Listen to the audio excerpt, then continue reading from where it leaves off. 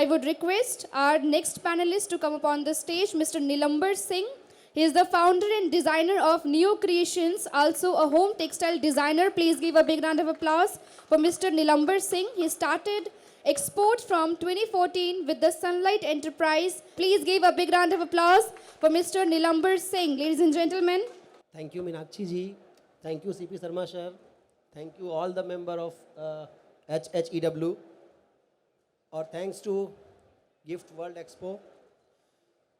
देखिए, बिजनेस का scenario all over world एक ही होता है, सिर्फ एक नाम अलग है कि ये डोमेस्टिक है और ये इंटरनेशनल है। इसका स्टार्टअप होता है रिटेल से और फाइनली आके रुकता है मैन्युफैक्चरिंग के ऊपर। जब आप सिनेरियो को पूरा सर्कल चलाते हैं कि एक रिटेल और मैन्युफैक्चरर के बीच का लिंक क्या है, तो आपको पता चल जाएगा कि ट्रेडर क्या है, डिस्ट्रीब्यूशन सेंटर क्या है, स्टोर क्या होता है, स्टोर के वर्कआउट क्या हैं।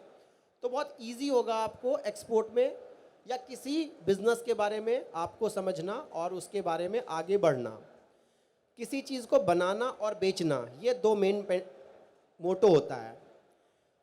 अब क्या है कि अब जो 2023 जो अब सिनेरियो आया है, ये पूरा का पूरा यंग एंटरप्रेन्योर आ चुके हैं और यंग सोच के साथ है। इनको अब मेन इनके लिए क्या है कि न्यूनेस। आज हर कोई ऊब जाता है एक चीज़ को दोबारा 10 मिनट देखने के बाद कहता है नहीं अब ये अच्छा नहीं लगता है, वी नीड समथिंग न्यू। इसी को लेके नए नए कॉन्सेप्ट आए हैं। इवन आप अपने लाइफ में देखिए थीम, ये थीम क्या है। आज थीम के हिसाब से बर्थडे लोग करने लगे हैं, थीम के हिसाब से लोग वेडिंग करते हैं, थीम के हिसाब से लोग इवेंट करते हैं। तो वो थीम क्या है, लोगों को एक बिजनेस का जरिया नयापन क्या दें। अब थीम, ड्रेस थीम ये होता है जी, हमारे घर का ये थीम है, हमारे टेक्सटाइल का ये थीम है, कॉन्सेप्ट ये है। फेस्टिवल थीम होता है, सीजनल थीम होता है कि गर्मियों में हमें ये थीम पे काम करना चाहिए, सर्दी में हमें ऐसे कपड़े पहनने चाहिए, या बरसात रेनी सीज़न है, या according to time, according to season, according to festival, according to age. If you talking about kids, kids के लिए क्या चाहिए, थोड़ा सा फ़नी, थोड़ा सा ब्राइट, थोड़ा सा अट्रैक्टिव। अगर आप अपने लाइफ को स्टडी करेंगे ना, तो डिज़ाइनिंग बहुत मुश्किल नहीं है। हर कोई डिज़ाइनर है आज के डेट में। बस एक सोच होता है कि डिज़ाइनर, चाहे निफ्ट हो, एनआईडी हो, पर्ल हो, या वर्ल्ड की कोई भी इंस्टीट्यूशन हो, वो हर कोई, अगर इंसान के अंदर काबिलियत है, अगर उसके अंदर पैशन है, तो वो डिज़ाइनर बन सकता है। डिज़ाइनर कोई बहुत बड़ा चीज़ नहीं है। You have to technical. Just मैं आपको बताऊंगा कि डिज़ाइनिंग के स्टेप क्या होते हैं और कैसे करना चाहिए अगर आप डिज़ाइनर नहीं हो। क्योंकि देखो, आज के डेट में बिजनेस का सबसे बड़ा पार्ट है न्यूनेस। अगर आपके पास कुछ नया है तभी आपके स्टॉल और आपके पास क्लाइंट टिकेंगे।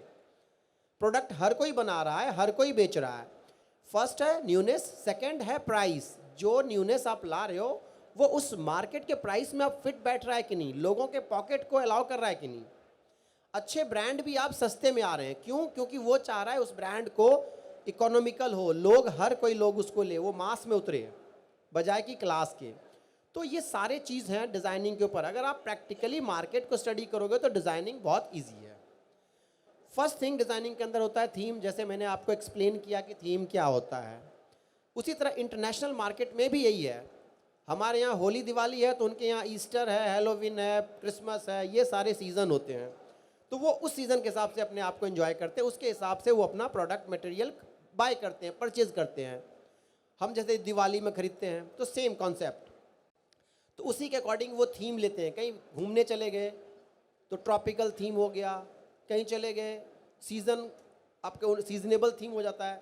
किसी का मन करता है कि मैं मतलब विंटेज क्लासिक पे काम करूं, मतलब पुरानी यादों को ताज़ा करें। कोई कहता है मुझे ऑर्नामेंटल्स पे काम करना है, कोई कहता है मुझे रिट्रो पे काम करना है। ये है क्या? विंटेज, पुरानी यादों को दोबारा ताज़ा करना। जैसे आजकल पूरी दुनिया विंटेज के पीछे लगी पड़ी है, वो पुराने स्कूटर को लाल पीले करके वो बना दिया नया लुक, ठीक है ना। तो these all are the thing, वो हर चीज़ प्रीवियसली बैक टू बैक वापस आती है। तो थीम को समझिए, मार्केट को। ऐसा नहीं कि डिज़ाइनिंग आप सिर्फ टेक्सटाइल में, तो टेक्सटाइल को स्टडी कीजिए, आप किसी फील्ड से कर सकते हैं, गारमेंट से, गिफ्ट से, ग्रॉसरी से, कहीं से आप अपने आइडियाज़ ले सकते हैं। जिसके आइडियाज़ अच्छे हैं उसके आप लो। आपके क्लाइंट की सोच क्या है। तो first thing theme, second colour, कि कलर बैलेंसिंग बड़ा इंपॉर्टेंट होता है। आप कुछ परचेज करने जाते हो तो सबसे पहला मोटो आपका कलर होता है। अगर एक रेड कलर के 10 शर्ट आप नहीं ले सकते, 10 कपड़े आप 10 सूट नहीं ले सकती लड़कियां, लेकिन 10 कलर की एक ही डिज़ाइन के ले सकते हैं। तो मेज़र है, मतलब कलर फोकस करता है कि कलर बहुत इंपॉर्टेंट है। तो आपके लाइफ में first theme, second colour, third है टेक्सचर।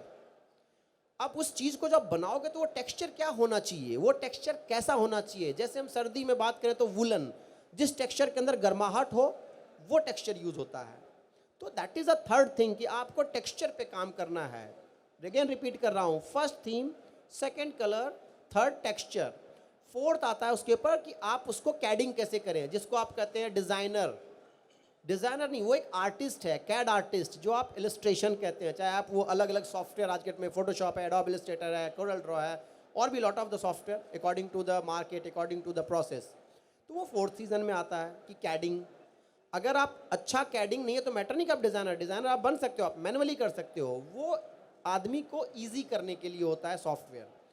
उसके बाद आता है आपका डेवलपमेंट, कि जो आप माइंड मेकअप कर चुके हो कलर के बारे में, थीम के बारे में और टेक्सचर के बारे में, उसको आप कैडिंग के थ्रू डेवलपर को बताते हो कि ये ऐसा कुछ मुझे चाहिए। अपने आइडियाज़ को सामने प्रेजेंट करते हैं और फिर उस डेवलपर उसके अकॉर्डिंग अपने आइडिया से उसको बनाते हैं। चाहे वो, अगर मैं टेक्सटाइल का बात करूं तो उसमें धागे क्या लगेंगे, वीविंग कैसे होगा, उसमें एम्ब्रॉयडरी होंगी, टफ्टिंग होंगे, या स्टिचिंग है, प्रिंटिंग है, फ्लॉकिंग है, व्हाट एवर द प्रोसेस, जो भी प्रोसेस आपको लगता है वो डेवलपर उस पर काम करता है। तो वो डेवलपिंग डिपार्टमेंट या डेवलपमेंट डिपार्टमेंट में आ जाता है। आफ्टर दैट वो जो होता है वो उसके बाद होता है फाइनल कॉस्टिंग, कि आप जब आप बना लिए तो उसको प्रोडक्शन में क्या कॉस्ट होगा और अभी इसका क्या कॉस्ट पड़ रहा है, और अगर उसको हम टारगेट में कैसे लाएं उस पर वर्कआउट किया जाता है। जब आपका प्रोडक्शन कॉस्टिंग मैच हो जाता है, फिर लास्ट में होता है लास्ट जो हमारा प्रेजेंटेशन, जैसे हमारा एग्जीबिशन हो गया, प्रेजेंटेशन, पीपीटी, वेबसाइट, कैटलॉग, ताकि हम अपने आइडिया को, अपने प्रोडक्ट को कैसे सामने वाले को प्रेजेंट करें। तो ये सारे सिनेरियो है। इस सिनेरियो को अगर आप अच्छे से स्टडी कर ले तो कोई भी आदमी डिज़ाइनर बन सकता है। It's not a big issue.